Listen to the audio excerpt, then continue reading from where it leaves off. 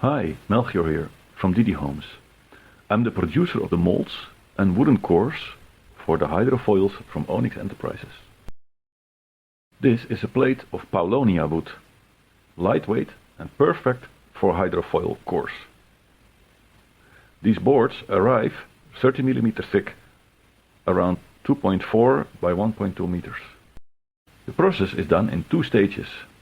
First, the board is cut from one side, but not all the way through. Then it's flipped, precisely aligned using special calibration points I've built into the program, and cut from the other side. Even though most of the wood is removed, the parts stay in place until the very end. It's almost like magic, how the final shape just peels out. Right now we are producing 10 cores for the 1850 hydrofoil. Since they are thicker than the board itself, I've split them into a centerpiece and two winglets.